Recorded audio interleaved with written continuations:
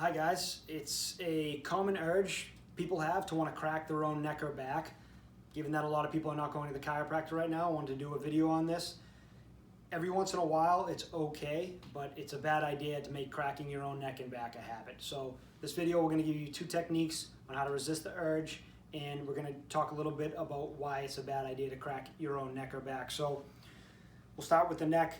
You've probably seen this commonly used technique to self-manipulate.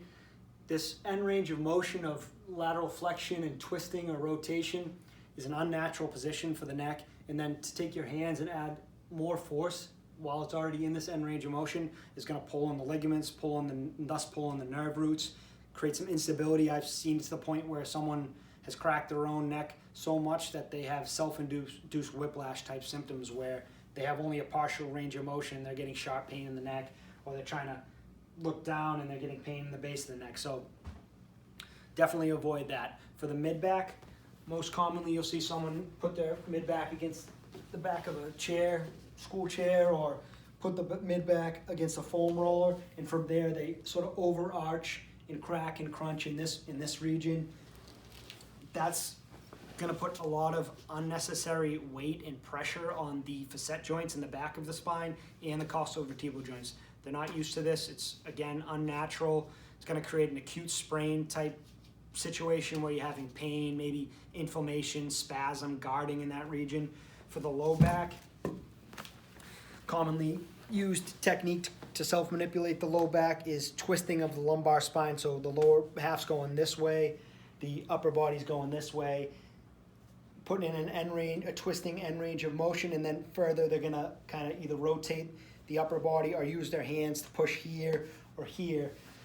Same thing with the neck. You're already in an unnatural position for the spine, and to add force while in that end range of motion, it's going to put a lot of stress on the ligaments, weaken the ligaments, and it puts a lot of stress on the disc. The disc light twisting of the lumbar spine and the discs in the lumbar spine is okay, but to get to this end range of motion of twisting and then to use your hands or something to add additional force is definitely going to irritate an already sensitive lumbar disc. So for the neck, I'm just going to give simple, gentle stretches. You're going to go each side, side to side, up and down, and I'll show you what it looks like. So ear to shoulder, this side, just 10 seconds, just to where you're comfortable, and then other ear to shoulder, 10 seconds, gentle.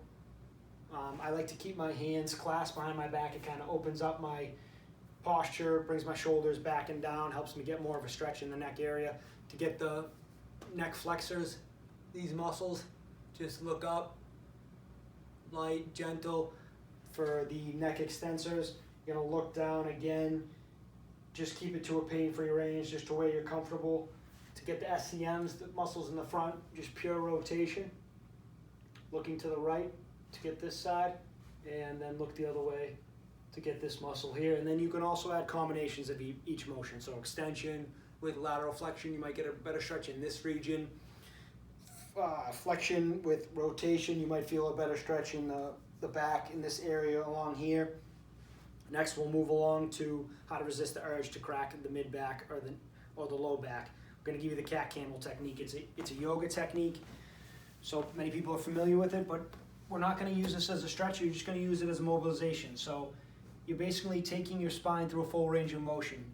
Neck, mid back, low back, tucking the tail, full flexion through full extension, extending the neck, extending the mid back, pointing your tail, but you're not going to force end ranges of motion, and you're not going to pause in end ranges of motion. You're just going to gently take your spine through this range of motion slowly. And again, you're not going to push into the end range either here or here.